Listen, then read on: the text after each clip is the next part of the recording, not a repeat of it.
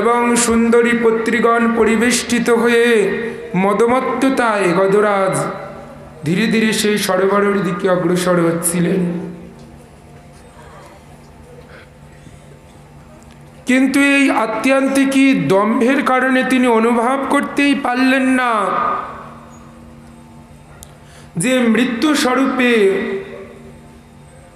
মকর অর্থাৎ কুমির এই সরোবরেতে গজরাজকে আকর্ষণ করছে। জীব যদি তদীয় কর্ম, রূপ, জ্ঞান, পাণ্ডিত্য, বংশমর্যাদা, এমনকি বয়স বরিষ্ঠতার অভিমানগ্রস্ত হন, তাহলে ওই প্রকার মদমত্ততার দম্ভে তিনি আসন্ন মৃত্যুকে বিস্মৃত হয়ে থাকেন। মৃত্যু যে প্রতি মুহূর্তে জীবকে আকর্ষণ করে, প্রত্যেক ক্ষণেতে জীবকে আকৃষ্ট করে, জীব সেটা বিস্মৃত হয়ে থাকে। সেই প্রকার গজরাজ ধন, মান, মর্যাদা, বৈভবে মদমত্ত হয়ে পত্নীগণের সহিত মৃত্যুর মুখে অগ্রসর হতে লাগলেন। নিজের অজান্তেই যেমন জীবের দেহ ধীরে ধীরে মৃত্যুর দিকে নিপতিত হয়, বিনাশের দিকে অগ্রসর হয়, কিন্তু মায়ার বৈভবজনিত কারণে জীব তা অনুভব করতে পারে না। মৃত্যু তাকে বারংবার সংকেত দিতে থাকে, পত্র লিখতে থাকে, মৃত্যুর পত্র। শরীরের ত্বক ধীরে ধীরে শুকিয়ে আসে, কণ্ঠস্বর ভগ্ন হয়, দৃষ্টি কমে আসে, বধিরতা নেমে আসে, কেশরাশি পরিপক্কতা দশা লাভ করে। এগুলো হলো মৃত্যুর বার্তা। একের পর এক মৃত্যু বার্তা দিতে থাকে, আর বেশি সময় নাই, একদম নিকটস্থ এসে উপনীত হয়। তথাপি ইন্দ্রিয়ের প্রতি অভিমানশালী জীব আসন্ন মৃত্যুর মুখে পতিত হয়েও বেঁচে থাকার জন্য প্রবল চেষ্টা পরায়ণ হয়ে থাকে। গজরাজ যদি এই প্রকার সপত্নীগণের সহিত সেই হ্রদে নেমে বিহার করতে লাগলেন, মৃত্যুরূপে কুমির গজরাজের পাকে আকর্ষণ করে নিলেন। যদি কুমির গজরাজের পা আকর্ষণ করে জলের মধ্যে টানতে লাগলেন, গজরাজ সমস্ত শক্তি সংযোগেতে স্থল অভিমুখে উঠতে লাগলেন। এই প্রকার কুমিরের সাথে গজরাজের বহুকাল ব্যাপী যুদ্ধ চলতে লাগলো, দিব্য সহস্রকাল। দিব্য যুগের সহস্রকাল ব্যাপী গজরাজের সাথে কুমিরের যুদ্ধ হতে লাগলো। গজরাজও প্রবল চেষ্টা করতে লাগলেন স্থল ভাগে ওঠার জন্যে, কুমিরও প্রবল চেষ্টা করতে লাগলেন জলভাগে টেনে নামানোর জন্যে। উভয়ের লড়াই সমপরিমাণ শক্তি স্থিতির জন্যে সহস্র বৎসর কাল অতিক্রান্ত করে দিল। ধীরে ধীরে অনাহারে এবং জলের মধ্যে থেকে গজরাজ দুর্বল হয়ে পড়লেন। লড়াই করতে করতে করতে করতে দুর্বল হয়ে পড়লেন, কারণ মৃত্যুর সাথে লড়াই করে জেতবার মতো ক্ষমতা এ জগতে কারোর নাই। এই জগতে আমরা লড়াই করে ধন সম্পত্তি লাভ করতে পারি, স্ত্রী পুত্র লাভ করতে পারি, বৈভব মর্যাদা মান যশ প্রতিষ্ঠা লাভ করতে পারি, কিন্তু মৃত্যুর থেকে নিস্তার লাভ করতে পারি না। তাই গজরাজ যদিও চেষ্টা করলেন, তথাপি মকরের হাত থেকে নিস্তার পেলেন না। আকর্ষণ করে জলের মধ্যে নিয়ে যেতে লাগলেন। তখন বারবার গজরাজ শুণ্ড দিয়ে তার পরিবর্গের কাছে সহায়তা চাইতে লাগলেন। জলস্থিত তদীয় পত্নীগণের কাছে সাহায্য প্রার্থনা করতে লাগলেন। যেই সুর দিয়ে তদীয় পত্নীগণ জলকেলি পূর্বক গজরাজের গায়ে জল ছিটিয়ে আনন্দ সুখদান করছিলেন, সেই পত্নীগণ মৃত্যুমুখে পতিত গজরাজকে দেখে সন্ত্রস্ত হয়ে ধীরে ধীরে এক পা দুপা করে ডাঙায় উঠতে লাগলেন। বিপদকালে নিমজ্জিত গজরাজকে দেখে তদীয় পুত্র স্ত্রীগণ ধীরে ধীরে ডাঙায় উঠে যেতে লাগলেন আর কুমির আকর্ষণ করে গজরাজকে জলের দিকে নামাতে লাগলেন।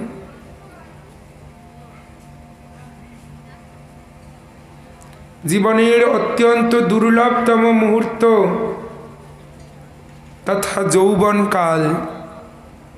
যৌবন হল সম্পূর্ণ জীবনের শ্রেষ্ঠতম সময়। এই যৌবনকালই হলো ভিত্তি নির্মাণের স্থান। যে বিষয়েতেই অগ্রসর হতে চান তার জন্য যৌবন হলো প্রকৃত সময়। যে সম্পদ লাভ করতে চায় যৌবনকালেই পরিশ্রম করা প্রয়োজন। যিনি জ্ঞান লাভ করতে চায় যৌবনেতে যথার্থ অনুশীলন প্রয়োজন। যিনি সম্ভোগ করতে চান তার জন্যেও যৌবনটাই যথার্থ সময়। এমন একটা দুর্মূল্য উত্তম সময় যাদের পোষণে পরিচর্যায় পরিশ্রমেতে আমাদের নির্বাপিত হয়ে যায়। সেই পরিজন স্বজন যাদের চিন্তায় আমরা নিজেদের দৈহিক ক্লেশকে বিস্মৃত হয়ে থাকি, যাদের মধুর বাক্যে আমরা দৈহিক ক্লান্তিকে বিস্মৃত হই, যাদের সম্ভাষণে আমরা কঠোর পরিশ্রমে ব্রতী হয়ে এই দুর্লভতম যৌবনকালকে অতিবাহিত করে থাকি, কিন্তু আসন্ন মৃত্যুমুখে পতিত হলে এই স্বজন পরিজন আত্মীয়বর্গ কেহই আমাদেরকে সহযোগ দান করতে পারে না। গজরাজ চিন্তা করলেন, হায় হায়, যাদের সুখের নিমিত্ত আমি আমার সারাটা জীবন অতিবাহিত করে দিলাম, আজকে মৃত্যু মুখে পতিত হতে দেখে তারা আমায় পরিত্যাগ করে ধীরে ধীরে দূরে সরে যেতে লাগলো। আসন্ন মৃত্যু উপস্থিত হলে তখন স্বজনের আর প্রিয় পাত্র থাকা যায় না, সকলের বোঝা হতে হয়।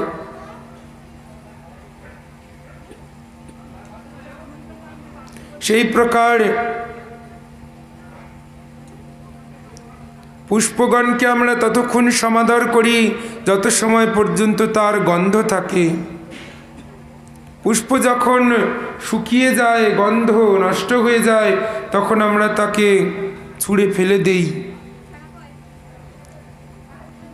তেমন ততক্ষণই আমাদের মর্যাদা থাকে যতক্ষণ আমরা দেহ দ্বারা ক্লান্ত শ্রম দিয়ে স্বজনগণকে পোষণ করতে পারি। যখন আমাদের সেই পোষণ করার সামর্থ্য আর থাকে না, তখন স্বজনগণের দ্বারা আমাদেরকে যন্ত্রণা প্রাপ্ত হতে হয়। তাদের কটূক্তি শ্রবণ করেও তাদের পাদপদ্মে পড়ে থাকতে হয়। তেমন গজরাজ যদি শুণ্ড উঁচু করে তদীয় পরিবৃন্দের কাছে সহযোগিতা প্রার্থনা করতে লাগলেন, কিন্তু তারা কেউই গজরাজকে সাহায্য করবার জন্য এগিয়ে এলেন না।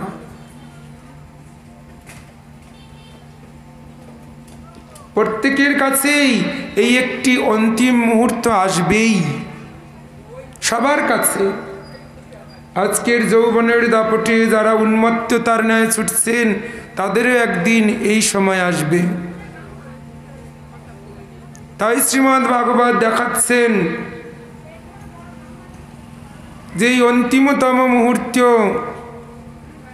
যখন সহযোগিতা করার কেউ নেই, গজরাজ কুম্ভীরের আকর্ষণে ধীরে ধীরে জলে নিমজ্জিত হতে থাকলেন। একটু একটু করে মৃত্যু শরীরটাকে আচ্ছাদিত করল, দেহের চেতন শক্তি বিনাশপ্রাপ্ত হলো, ইন্দ্রিয়গণ ধীরে ধীরে রুদ্ধ হতে লাগলো। কর্ণ, চক্ষু, নাসিকা, জিহ্বা নিজেদের চেতনাকে হারাতে লাগলেন, অন্তর্মুখী হতে শুরু করলেন। দেহধারী জীবের ইন্দ্রিয়গণ অন্তর্মুখী হয়ে মনেতে প্রবেশ করে, মন বুদ্ধিতে প্রবেশ করে, বুদ্ধি আত্মাকে আশ্রয় করে সেই দেহকে পরিত্যাগ করে থাকেন। তাই মন, বুদ্ধি এবং আত্মা অবিনাশী। মনের নির্দিষ্ট কোনো বয়স নাই। যত সময় পর্যন্ত পরমাত্মায় বিলীন না হওয়া যায় তত সময় পর্যন্ত মন বুদ্ধি নূতন নূতন শরীর পরিবর্তন পূর্বক সূক্ষ্ম দেহে বিরাজিত হয়ে থাকে। তাই গজরাজ যখন দেখলেন যে আমাকে রক্ষা করবার মতো কেউ নাই, তখন পূর্বজন্ম সুকৃতি বশবর্তী হয়ে তার হরিস্মরণ জাগ্রত হল। ভগবান হরির কথা স্মরণে জাগ্রত হল। একদম ঐকান্তিক মুহূর্তে যখন সম্পূর্ণ অসহায়,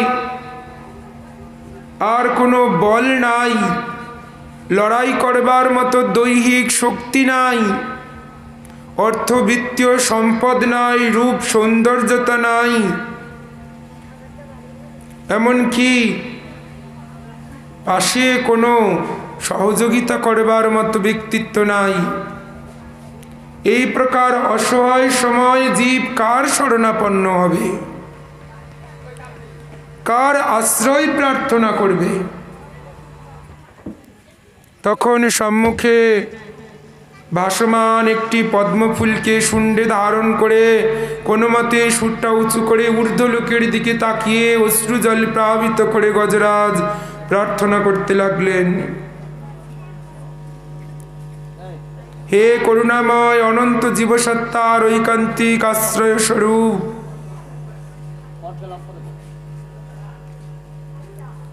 প্রভু তোমার অনন্ত সেবক, অনন্ত দাস, আমি তোমার সেই সেবাকে বিস্মৃত হয়ে মায়াতে অন্তর্ভুক্ত হয়েছি। আমি তো কামেরও দাস, কামনার অনলে দগ্ধীভূত হয়ে তোমায় বিস্মৃত হয়েছি, কিন্তু তুমি আমাকে বিস্মৃত হইও না।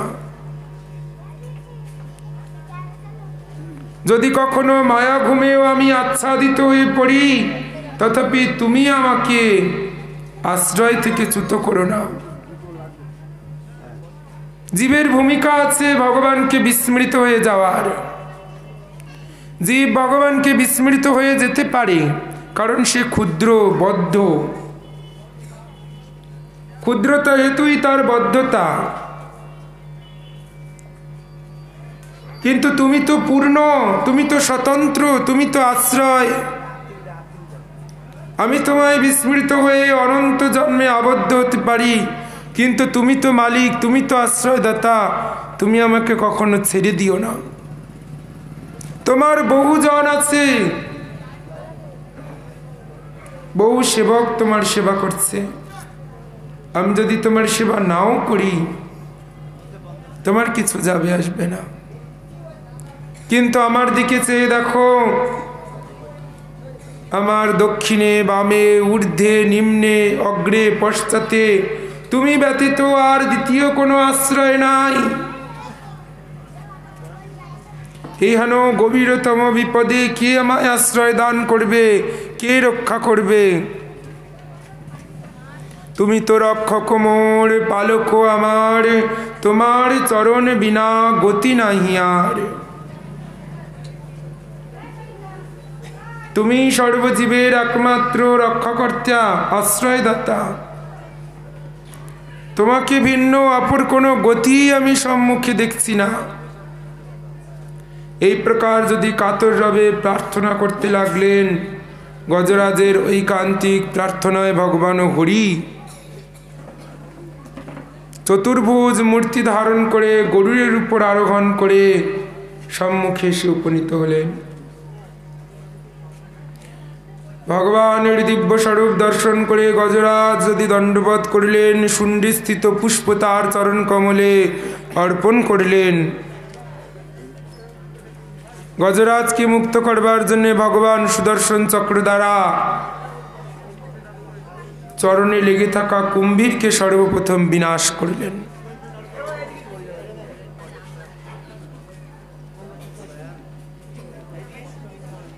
যিনি ভক্তের পাদ পদ্মকে আশ্রয় করে থাকেন,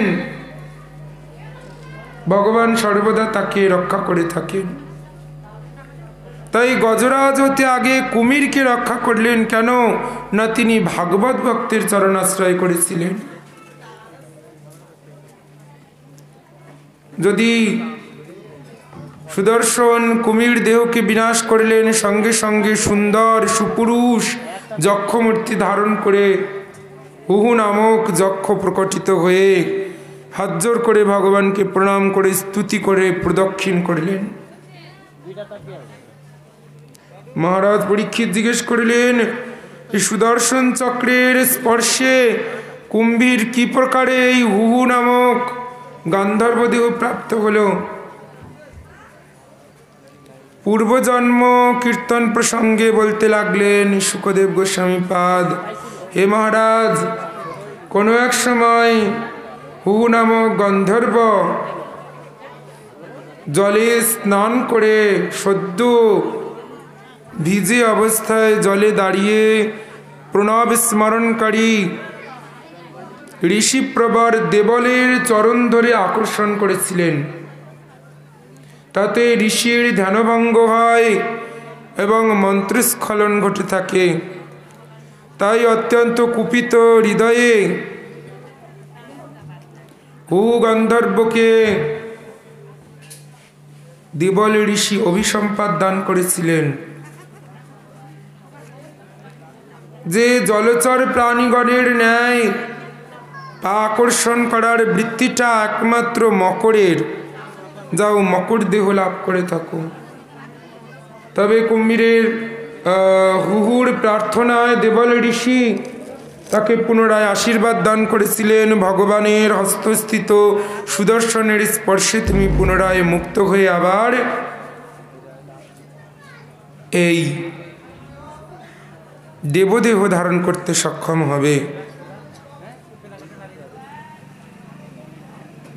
তবে গজরাজ ভগবানকে প্রণাম করলে তিনি ভগবত সারূপ্যতা লাভ করিলেন। চতুর্ভুজ মূর্তি ধারণ করে ভগবানের ন্যায় দিব্যরূপ লাভ করে ভগবত ধাম বৈকুণ্ঠে গমন করলেন। মহারাজ বলতে লাগলেন, হুহু গান্ধর্ব যদি পূর্বদেহ গান্ধর্ব যিনি প্রাপ্ত হইল, তাহলে এই গজরাজ কেন স্বয়ং ভগবত দেহ লাভ করলেন?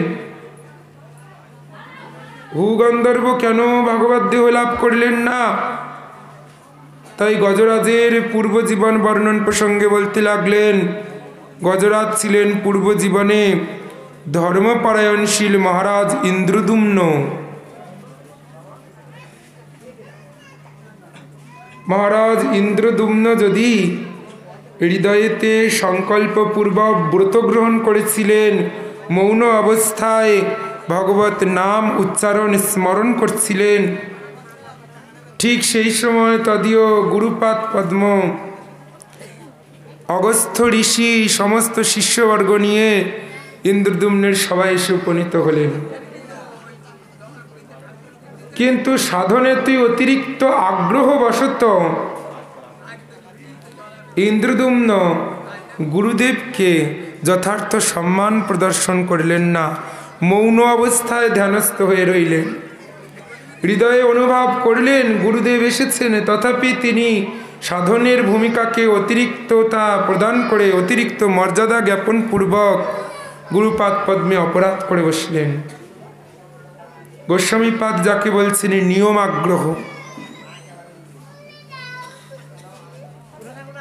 জনসংঘর্ষ নিয়মাগ্রহ সর্বভক্তির বিনশ্যতি। নিয়মাগ্রহ অর্থাৎ নিয়মের প্রতি অতিরিক্ত মনন। নিয়ম ধারণের অর্থই হচ্ছে ভাগবত পাদ পদ্ম লাভ। মন্ত্র স্মরণের অর্থই হচ্ছে গুরুর কৃপা, গুরু সঙ্গ। যেখানে গুরু স্বয়ং এসে উপস্থিত হয়েছেন সেখানেও মন্ত্র উপাসনা, গুরু সম্মুখে তাকে মর্যাদা জ্ঞাপন না করে সেই মন্ত্রের অনুশীলন যথার্থই মূর্খতা।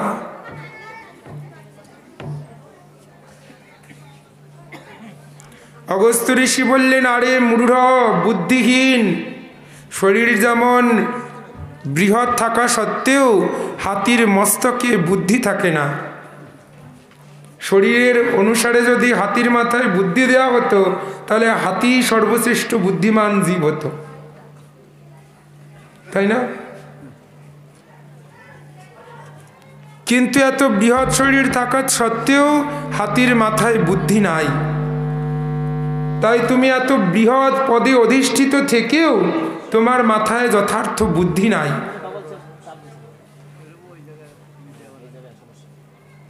হরিভজন করতে হলে আগে সাধারণ মর্যাদা সম্পর্কে জ্ঞান থাকা প্রয়োজন। মর্যাদা লঙ্ঘিলে হয় অপরাধ।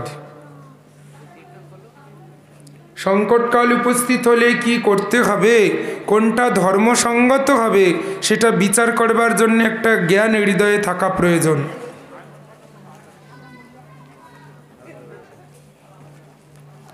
তাই মহারাজ ইন্দ্রদ্যুম্ন অভিসম্পাদগ্রস্ত হয়ে এই গজদেহ লাভ করেছিলেন, যা ভগবত দর্শন আদি করুণা স্পর্শে সেই গজদেহ পরিত্যাগ করে পূর্বজন্মের সুকৃতিবশেতে ভাগবত দেহ লাভ করে ভগবানের সহিত ভাগবত ধামে গমন করিলেন। এই প্রকার মনুবংশের স্বয়ম্ভুব মনুবংশ এবং তৎপশ্চাতিত পঞ্চম মন্বন্তর পর্যন্ত বর্ণন করিলে মহারাজ পরীক্ষিত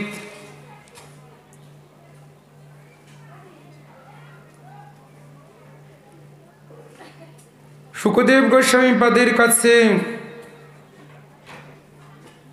পরবর্তী সূর্য বংশের ইতিহাসের কথা শ্রবণ করবার ইচ্ছা প্রকাশ করিলেন। গাও।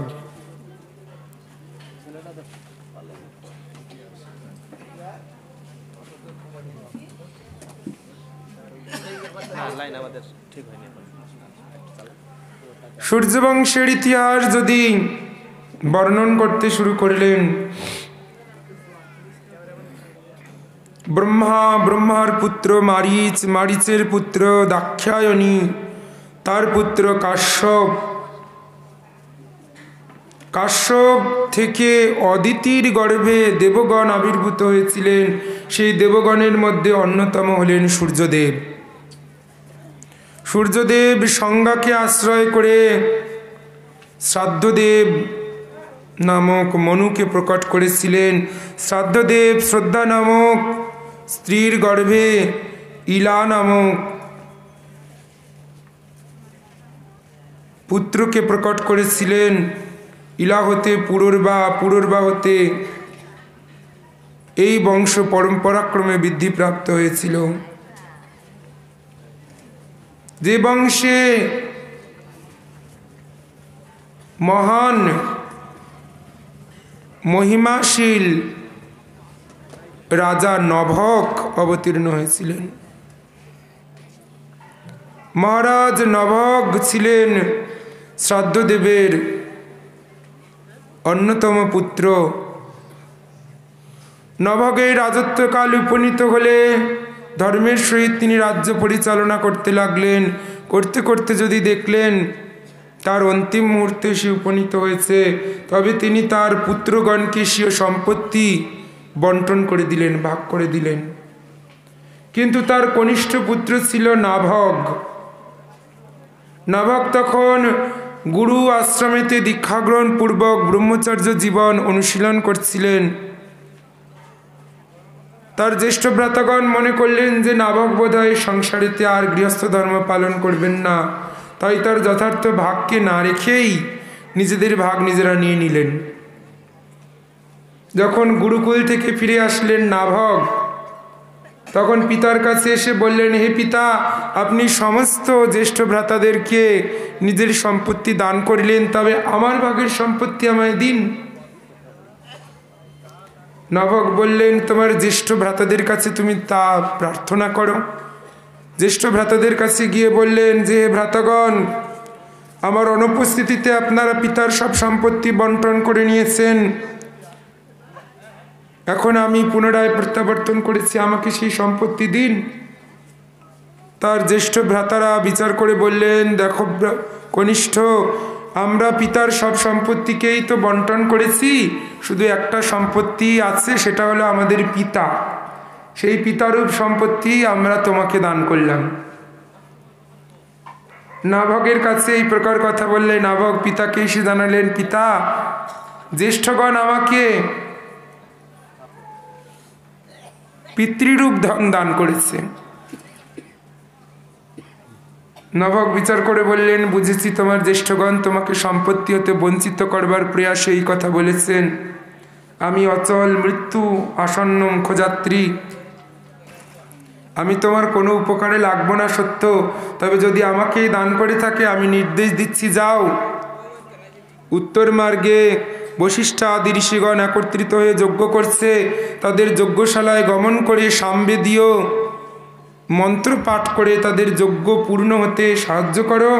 যজ্ঞ শেষে তারা যখন স্বর্গগতি প্রাপ্ত হবে, সমস্ত সম্পদ অবশিষ্ট তোমাকে দান করে যাবে। সেই সব সম্পত্তি তুমি লাভ করে অনায়াসে সেই রাজ্যকে পরিচালন করতে পারবে। পিতার আদেশে নাভক যদি ঋষিগণের নিকট গমন করলেন, সামবেদীয় যজ্ঞে মন্ত্রোচ্চারণের দ্বারা ঋষিগণকে প্রসন্ন করলেন। ঋষিগণও দেবলোকে গমনের পূর্বে প্রসন্ন চিত্তে যজ্ঞের অবশিষ্ট সমস্ত দ্রব্যপাতি নাভককে দান করে গেলেন। নাভক যদি সে অধিকারের বস্তু নিতে গেলেন, তখনই একটি কৃষ্ণকায় কুঞ্চিত কেশ সুপুরুষ বীর উপস্থিত হয়ে বললেন, রুদ্ধ হও, এই সম্পত্তিতে তোমার অধিকার নাই, এগুলো আমার। নাভক বললেন যে, আমার পিতার আদেশে আমি এখানে এসেছি, তিনি নির্দেশ দিয়েছেন এবং ঋষিগণ সেই নির্দেশ অনুসারে সম্পদ আমাকে দান করেছেন, এই সম্পত্তিতে আমার অধিকার। কিন্তু সেই রুদ্রদেব বললেন, তবে যাও, তুমি পিতার নিকট পুনরায় বিচার প্রার্থনা করে এসো, সত্যই এই সম্পদ কার। যদি নাভক পুনরায় ফিরে আসলেন পিতার নিকট, পিতা বললেন, হে পুত্র, যজ্ঞের অবশিষ্ট যা কিছু দ্রব্য, যা কিছু আছে, সমস্তটাই রুদ্রদেবের ভাগ। কারণ দক্ষ যজ্ঞের পর দেবগণ রুদ্রদেবকে এই কথা বলেই আশ্বস্ত করেছিলেন যে যজ্ঞের অন্তিম যা কিছু আছে তা সব রুদ্রদেবের অংশ। তখন নাভক এসে রুদ্রদেবকে প্রণাম করে হাত জোর করে স্তুতি করে ক্ষমা চাইতে লাগলেন। হে রুদ্রদেব, আপনি প্রসন্ন হন, আমি মূর্খ অনভিজ্ঞ, না জেনে আপনার দ্রব্যকে গ্রহণ করতে গিয়েছি। সত্যাশ্রয়ী নাভককে সরল চিত্ত দেখে রুদ্রদেব প্রসন্ন হয়ে ভাগবত তত্ত্ব জ্ঞান উপদেশ করলেন এবং অন্তিমেতে সমস্ত সম্পত্তি তাকেই প্রদান করে দেবলোকে প্রত্যাবর্তন করলেন।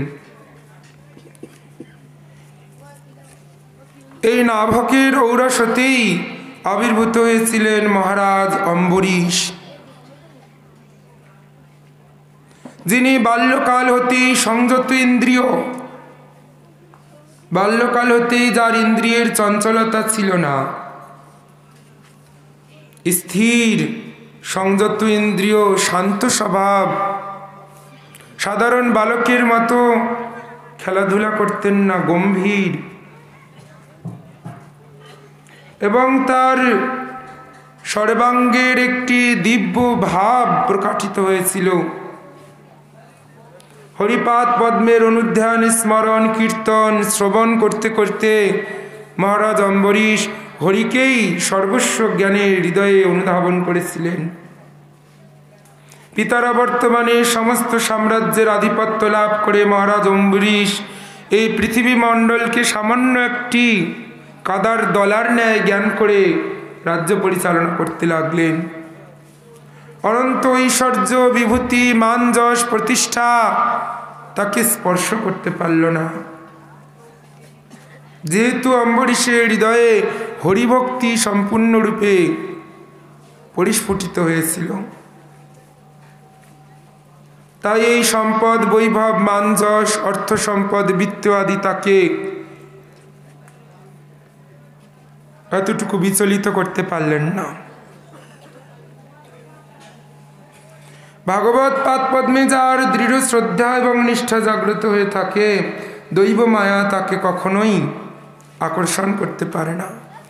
ভগবান বলছেন, মায়া মেতাম তরন্তিতে, দৈব মায়া থেকে নিস্তার আমি তাকে দান করে থাকি এবং তদনুরূপ বুদ্ধি আমি তাকে প্রেরণ করে থাকি। যেই বুদ্ধিকে আশ্রয় করে জীব আমার পাদ পদ্মকেই লাভ করে। মহারাজ যদি এই প্রকারেতে ঘড়ির প্রসন্নতা বিধানের উদ্দেশ্যে যাগ যজ্ঞ নিত্য পূজা অর্চন করতে লাগলেন, হরির সেবায় এত অনুরাগ জাগ্রত হলো, তিনি রাজ্যে একটি ভাগবত দেবালয় নির্মাণ করলেন। শ্রীহরির বিগ্রহ স্থাপন পূর্বক তার পরিচর্যা করতে লাগলেন। রাজা নিজে এই মেদিনীর সম্রাট হওয়া সত্ত্বেও নিজেই শ্রীহরির ঘর মুছতে লাগলেন। বাসন মার্জন করা, পুষ্প চয়ন করা, মালা তৈরি করা, প্রত্যহ সায়ংকালে কীর্তন করতে লাগলেন হরি মন্দিরে। ভগবানের জন্য রন্ধন করতেন স্বহস্তে, এমনকি সবজিটাও পর্যন্ত নিজে চাষ করতেন। ভগবান সেবার প্রতি এত অনুরাগ। তোমার সেবায় দুঃখ হয় যত, সেও তো পরম সুখ। সেবা সুখ দুঃখ পরম সম্পদ, নাশয়ে অবিদ্যা দুঃখ। সেবা করতে করতে সেবকের হৃদয়েতে ভগবানের প্রতি যে আসক্তি জাগ্রত হয়ে যায়, যা তার দৈহিক ক্লেশকে পর্যন্ত পরাভূত করে দেয়। মাকে দেখেছেন, ছোট সন্তান জন্মালে মা যেমন সারা রাত্রি জাগরণ করে থাকে, সন্তানের পরিচর্যা করে, সারা রাত জেগে থেকেও কষ্ট বোধ করে না। সন্তানের মলমূত্র পরিষ্কার করা, তাকে খাওয়ানো, ঘুম পাড়ানো, তার এত পরিচর্যা করেও, সারাদিন এত সংসারের ক্লেশ সহন করেও পুত্রের সেবা করে তার হৃদয়েতে ক্লেশ জাগে না, উপরন্তু সুখ লাভ হয়ে থাকে। ঠিক ভগবানের সেবা ওই প্রকার করতে করতে সাধকের হৃদয়ে ভগবত সেবার প্রতি অনুরাগ জাগ্রত হয়ে থাকে, যা হরিভক্তির একমাত্র বৃত্তি। সা ভক্তি পরানুরক্তির ঈশ্বরে, ভগবানেতে সেই অনুরাগটাই হলো হরিভক্তির মুখ্য লক্ষণ।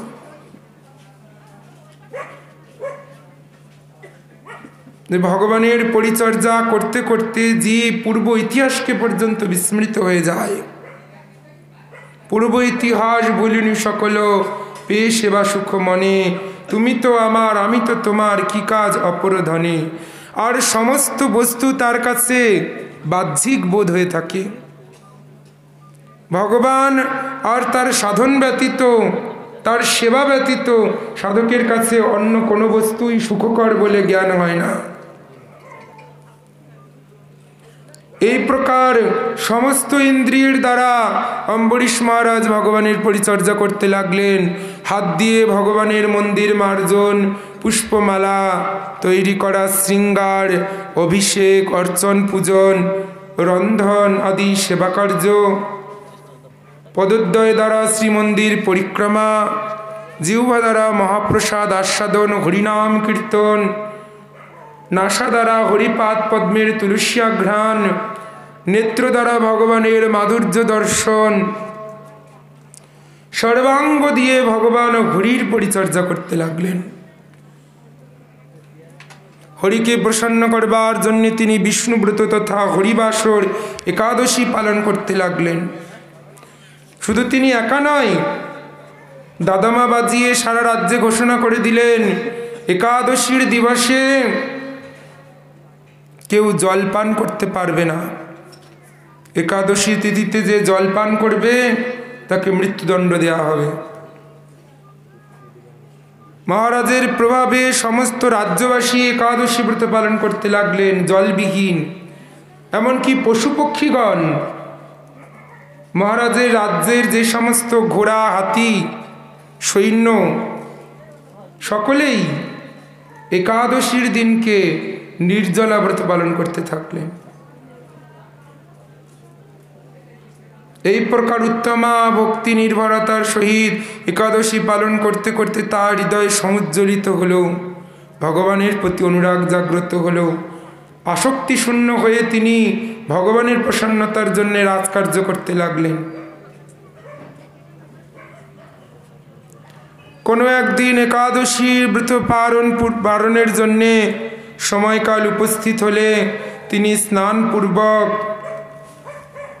সহস্র গাভী দান করলেন ব্রাহ্মণগণকে। স্বর্ণপাত্রে করে পরমান্ন রান্না করে মধু দিয়ে সেই পরমান্ন ভোজন করালেন ব্রাহ্মণদেরকে। দান ধ্যান দ্বারা ব্রতকে পূর্ণতা প্রদান পূর্বক যদি পারায়ণের সময়ে তিনি ব্রতভঙ্গের জন্যে অগ্রসর হলেন, ঠিক সেই সময়ে এসে উপনীত হলেন মহর্ষি দুর্বাসা। দুর্বাসা এসে অম্বরীশ মহারাজের কাছে ভিক্ষা প্রার্থনা করলেন। দ্বাদশী দিবসে সমাগত ঋষিকে সমাদর করাটাই ভক্তের কর্তব্য। দ্বাদশীর দিন দান প্রসিদ্ধ। মহারাজ যদি দুর্বাসাকে অন্নদান করতে গেলেন, দুর্বাসা বললেন আমি স্নান করে আহ্নিক করে আসি। দুর্বাসা নদীতে গেলেন, তার ফিরতে দেরি হচ্ছে, স্নানে দেরি হচ্ছে, আহ্নিকে দেরি হচ্ছে। চিন্তা করে অম্বরীশ মহারাজ ধর্ম সংকটে পতিত হলেন।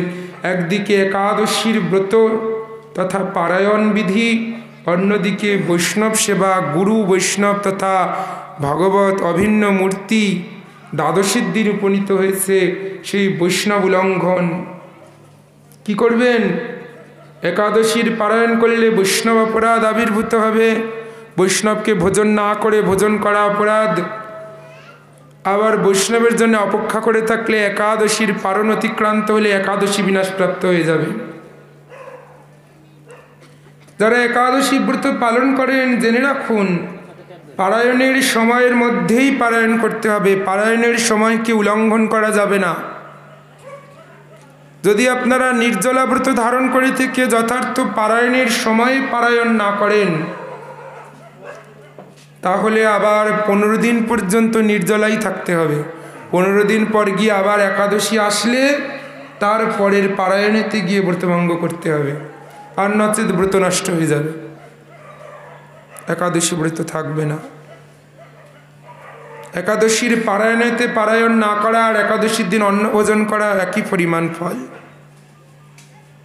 তাই পারায়ণের সময়কে যথার্থ মূল্যতা দিবেন। অনেকে আছে পারায়ণ সময় দেখে না, কখন পারায়ণ না দেখে নিজের মনোকল্পিত ভাব অনুসারে একটা সময় প্রসাদ গ্রহণ করে নিল, কিন্তু এটার দ্বারা তার একাদশী পূর্ণতা লাভ করে না, পরন্তু একাদশীতে অন্ন আহারের সমান ফল লাভ হয়ে যায়। তাই মহারাজ একাদশী ব্রতকে রক্ষা করবার জন্যে দুর্বাকে জলে ডুবিয়ে দুর্বার অগ্রভাগে যতটুকুনি জল ধরে সেই পরিমাণ জলকে স্বীকার করলেন। তাতে তার ব্রত রক্ষা হলো, ভোজন করা হলো না। যেহেতু জল কণ্ঠদেশে পৌঁছালো না, শুধু জিহ্বায় পৌঁছালো, তাই ব্রত রক্ষা হলো। একাদশীর দিন যারা নির্জলা ব্রত ধারণ করেন, পদ্মপুরাণ বলছে আচমনের সময় তিলার্ধ, একটা তিলের অর্ধেক পরিমাণ জল জিহ্বায় দিতে হবে। যদি তার থেকে অধিক কেউ খেয়ে নেয় তবে সেটা মদ্যপানের সমান হবে। আচমনের একটা বিধি আছে। আচমন করতে গিয়ে যদি পঞ্চপাত্রের 1 চামচ জল নিয়ে কেউ খেয়ে নেয় একাদশীর দিন, তবে তার মদ্যপানের সমান ফল লাভ হবে। অর্ধেক তিল ডুবতে পারে এমন পরিমাণ জল শুধু ওষ্ঠকে স্পর্শ করাতে হবে। একাদশীটা 3 প্রকারের: উত্তম ব্রত, মধ্যম ব্রত, কনিষ্ঠ ব্রত। একাদশীতে জল স্পর্শ না করাটা উত্তম ব্রত। যারা সামর্থ্যবান তারা কখনোই একাদশী তিথিতে জল গ্রহণ করবেন না। জলের মধ্যেও সূক্ষ্ম সূক্ষ্ম জীব থাকে। যতটুকু পারবেন চেষ্টা করবেন জল স্পর্শ না করতে। যদি একান্ত না পেরে থাকেন অন্তত সূর্যাস্তের পর গিয়ে জল গ্রহণ করবেন। দিবসকাল ব্রত ধারণ করে থাকবেন। যদি তাতেও অসমর্থ হয়ে থাকেন তাহলে মধ্যম ব্রত ফলাহার করবেন, নক্ত ভোজন নিশাকালে মাত্র সূর্যাস্তের পর একবার একটা ফল খাবেন, একাধিক ফল না। শাস্ত্রকে বলছেন নক্ত ভোজন, এটা মধ্যম ব্রত।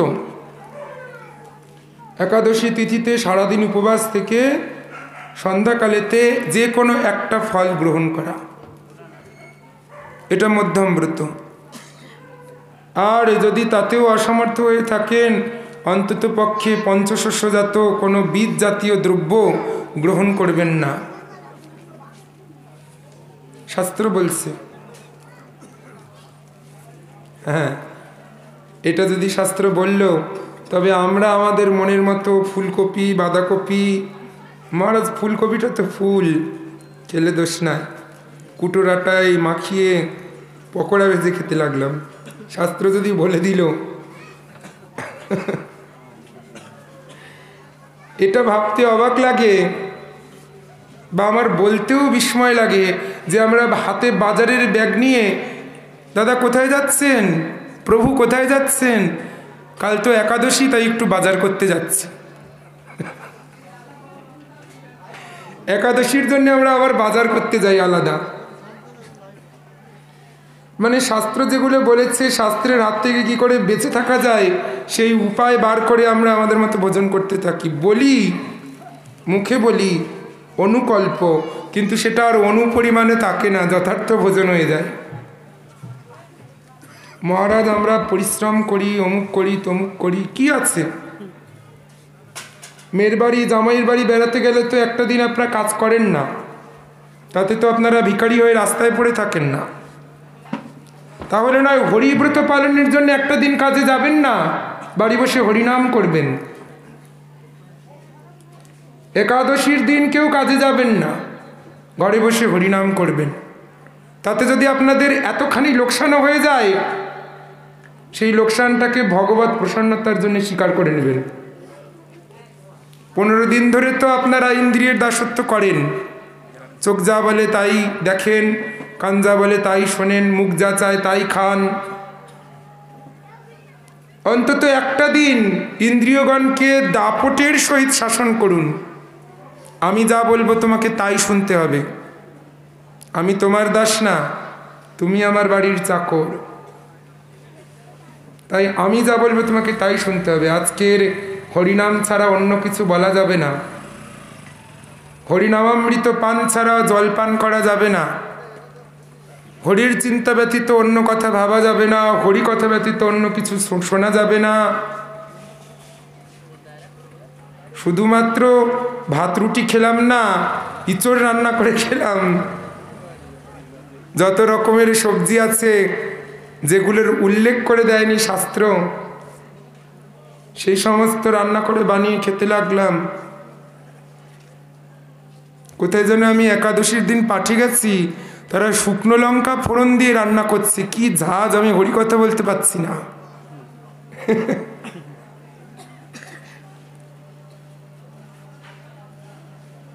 একাদশী হবে ভগবত প্রসন্নতার জন্যে। যতখানি সম্ভব ইন্দ্রিয় সংযম, ইন্দ্রিয়কে দমন করবার জন্যে।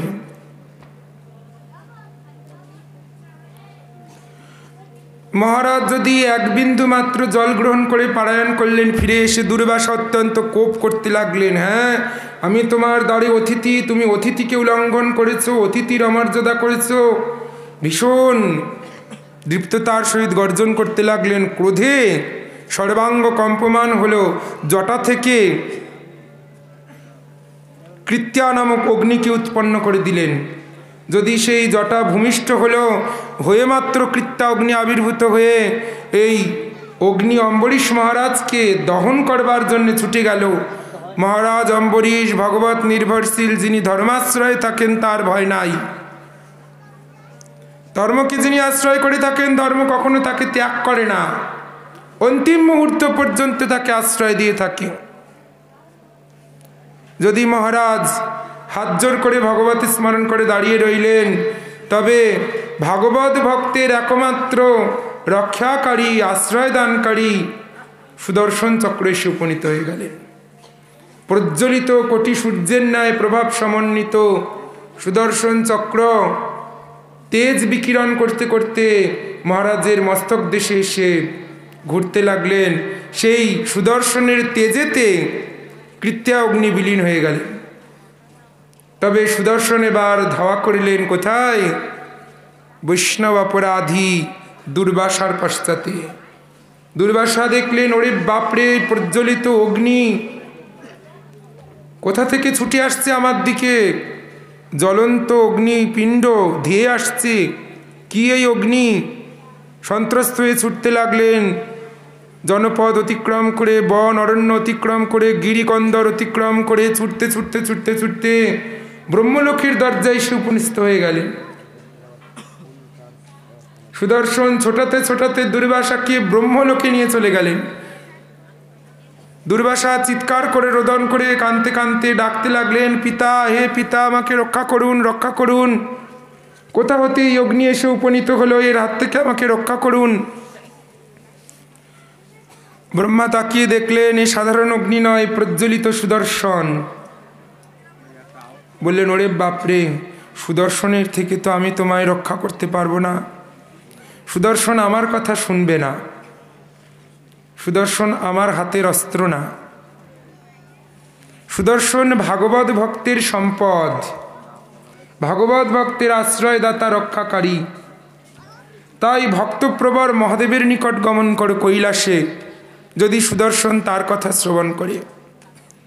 ব্রহ্মলোক হতে ছুটতে ছুটতে দুর্বাসা কৈলাসে গিয়ে উপনীত হলেন। ত্রাইমাম ত্রাইমাম, হে দেবাদিদেব মহাদেব, হে স্বয়ম্ভু, দয়া করুন, করুণা করুন। মহাদেব তাকিয়ে দেখলেন দুর্বাসার পশ্চাতে সুদর্শন ধাবিত হচ্ছে। মহাদেব বললেন, ওরে বাবা, সুদর্শনকে আমি নিরস্ত করতে পারবো না। তুমি এক কাজ করো দুর্বাসা, যার আয়ুধ তুমি তার কাছে গমন করো। তথা নারায়ণের অস্ত্র হেতু তুমি বৈকুণ্ঠে গমন করো। শিবলোক অতিক্রম করে দুর্বাসা ছুটতে ছুটতে ছুটতে ছুটতে বিষ্ণুলোকে এসে উপনীত হলেন। হে করুণাময়, পতিত পাবন, জগতের আশ্রয়, সর্বজীবের একমাত্র রক্ষাকর্তা, ত্রাইমাম মধুসূদন, ত্রাইমাম পুণ্ডরীকাক্ষম। ভগবান মৃদু মৃদু হাসতে লাগলেন। বললেন, দুর্বাসা, এটা তুমি সত্যই বলেছো যে আমি স্বতন্ত্র, সর্বজগতের রক্ষাকারী, আশ্রয়দাতা। কিন্তু এটা তুমি জেনে রাখো, আমি স্বতন্ত্র হলেও পরাধীন। কোথায়? না আমার ভক্তের কাছে। অহম ভক্তে পরাধীন স্বতন্ত্রৈব দ্বিজ, সাধুর গৌরবস্ত হৃদয়, ভক্তির ভক্ত জনপ্রিয়। যদিও আমি স্বতন্ত্র, তবু আমি আমার ভক্তের কাছে পরাধীন। অস্বতন্ত্রৈব দ্বিজ, সাধুর বীরগ্রস্ত হৃদয়, সাধুর হৃদয়েতে আমি আবদ্ধ হয়ে থাকি। ভক্তির ভক্ত জনপ্রিয়, ভক্তি দ্বারা আমার ভক্ত আমাকে জয়লাভ করে থাকে। সুতরাং এই সুদর্শনকে আমি নির্বাপিত করতে পারবো না, এ আমার কথা শুনবে না, এ আমার ভক্তের রক্ষক। তাই তুমি যেখানে অপরাধ করেছো সেখানে গিয়ে ক্ষমা প্রার্থনা করো। যে বৈষ্ণব চরণে অপরাধ হয় সেই ক্ষমিলে ক্ষমা, নইলে নয়। ঠাকুর মহাশয় বলছেন, যিনি ভগবানকে পূজা করেন কিন্তু বৈষ্ণবগণকে মর্যাদা দান করেন না,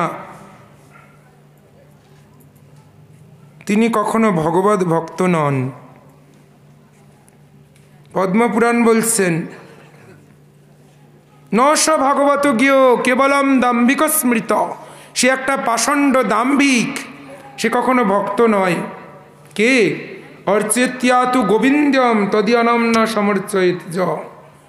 যে গোবিন্দকে পূজা করে, গোবিন্দের চরণে তুলসী দেয়, চন্দন দেয়, পুষ্প দেয়, তাকে ভোগ লাগায়, আরতি করে, অথচ তদিয়নম না সমর্চয়েত, গোবিন্দের নিজজন তদীয়জন বৃন্দাদেবী, ভাগবত, ভাগবত ভক্ত, প্রসাদ ইত্যাদিকে সমাদর করে না, ইত্যাদিকে সম্মান করে না, সে কখনো ভাগবত ভক্ত নয়, একটা পাষণ্ড দাম্ভিক। সেই আমার প্রকৃত ভক্ত, যে আমার ভক্তের ভক্ত।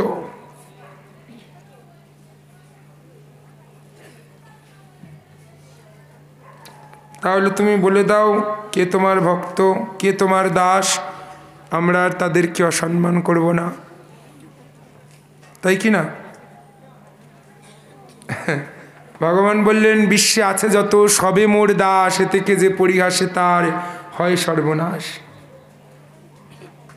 শুধু তিলকমালাধারীগণই বৈষ্ণব তা বললেন না, তিলকমালা ধারণকারীগণই আমার দাস তা বললেন না। এই জগতে যত জীব আছে সকলে আমার দাস, আমার সেবক। কাউকে উল্লঙ্ঘন করা যাবে না, কাউকে অপমান করা যাবে না, অসম্মান করা যাবে না। পূজ্যপাদ রসিকানন্দ মহারাজ একটা কথা বলতেন, আমি গুরুপাদ পদ্মের মুখ হতে শুনেছি। যদি ট্রেনেতে কখনো বিষয়ী লোকের পাশে সাধুরা বসে, তবে নাক ছিটকাতে লাগে, দুর্গন্ধ। মহারাজ বলতেন, ও বিষয়ী লোকের গায়ে গন্ধ থাকে, তাদের টাকায় গন্ধ থাকে না, বলো।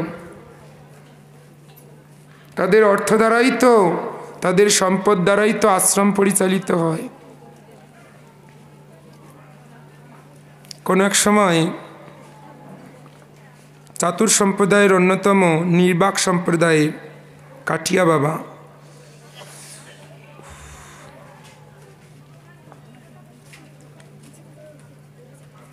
তার কোনো এক ভক্ত ছিলেন শেঠ, কলকাতায়, মারোয়ারি।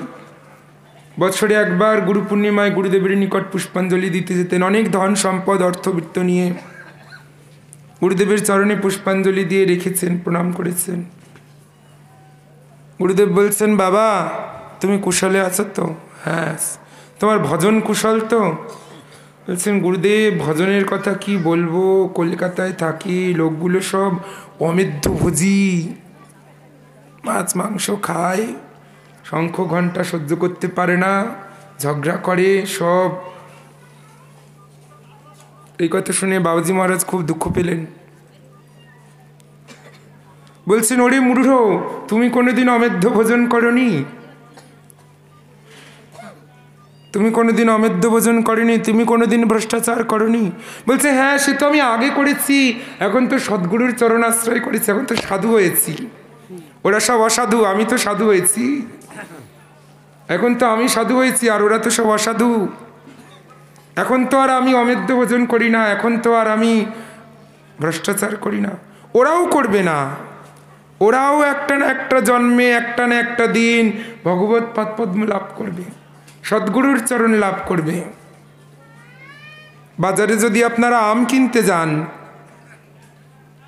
তো মাপার সময় তো খোসা আর আটি সমিতি মাপেন না।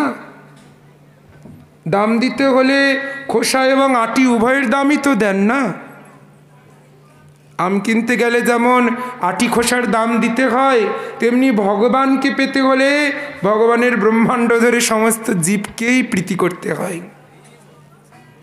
সকলে সম্মান করিতে শকতি, দেহনাদ যথাযথ, তবে তো গাহিব হরিনাম সুখে, অপরাধ হবে হত। ইনি সাধু, এনাকেই সম্মান করব, উনি অসাধু, ওনাকে সম্মান করব না। ইনি মহারাজ, ইনাকে পুজো করব, উনি গৃহস্থ, ওনাকে পুজো করব না। মহারাজ বলে তার মধ্যে আলাদা কোনো অঙ্গ বেশি নেই, যে তার দুটো মাথা আছে বা চারটে হাত আছে, বা তার মধ্যে ভগবান আলাদা কোনো শক্তি বেশি দিয়ে দিয়েছে। সব জীবেতেই সমপরিমাণ ভাগবত শক্তি বিদ্যমান, কোথাও প্রকাশিত, কোথাও আচ্ছাদিত। তাই ঠাকুর মহাশয় বললেন, হইয়াছেন হইবেন প্রভুর যত দাস, সবার চরণ বন্ধ দন্তে করি ঘাস। হ্যাঁ, বৈষ্ণব প্রণাম করে আমরা যারা দীক্ষা নিয়েছি সদ্গুরুর কাছে, বৈষ্ণব প্রণাম করে মাথা নিচু করে আমরা এটা বলি সত্য, হইয়াছেন হইবেন প্রভুর যত দাস, সবার চরণ বন্ধ দন্তে করি ঘাস। ওটা মৌখিক বলি, কিন্তু যদি 19 থেকে 20 মানে পান থেকে একটু চুন খসে যায়, তাহলে তার উপরে চড়াও হতে কিন্তু আমরা কমতি করি না। মহারাজ বলি তো পালন করতে পারি না পারি, অন্তত মুখে তো বলি।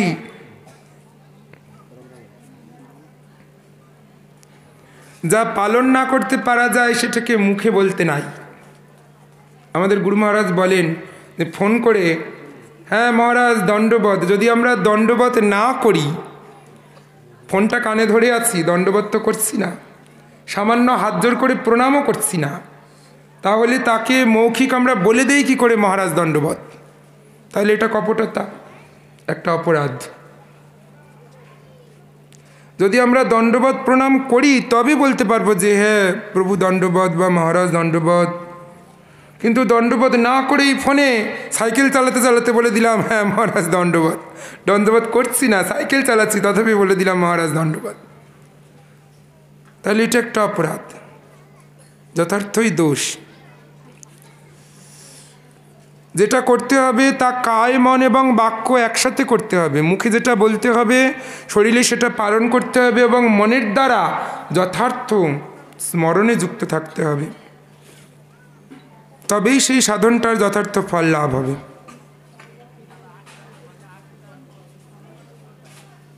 তাই দুর্বাসা ছুটে এসে অম্বরীশ মহারাজের চরণে পতিত হলেন, ক্ষমা প্রার্থনা করতে লাগলেন। মহারাজ অম্বরীশও দুর্বাসার চরণে পতিত হয়ে ক্ষমা প্রার্থনা করিলেন। এই ব্রহ্মলোক অতিক্রম করে, শিবলোক অতিক্রম করে, বিষ্ণুলোক অতিক্রম করে পুনরায় প্রত্যাবর্তন করতে দুর্বাসার 1 বৎসর কাল অতিবাহিত হয়ে গেল। এই ভৌমলোকে 1 বৎসর, যদি 1 বৎসর কাল চলে গেল, এই অম্বরীশ মহারাজ অনাহারে 1 বৎসর ধরে দরজায় দাঁড়িয়ে অপেক্ষা করে রইলেন দুর্বাসার জন্য। তবে দুর্বাসা প্রণাম করিলেন ভক্তকে, ভক্তও যথার্থ মর্যাদা দিলেন ন্যাসী সন্ন্যাসীকে, উভয়ে আলিঙ্গন করিলেন, সুদর্শন অন্তর্হিত হল। যথার্থ ভক্তিমার্গ অনুশীলনের দ্বারাই অম্বরীশ মহারাজের জীবন অতিক্রান্ত হল।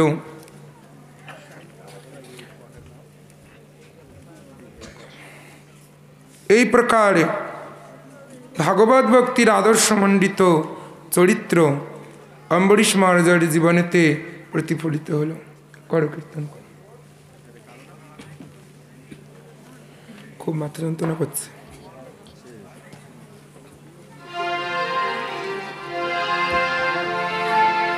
আমি বৃন্দাবনে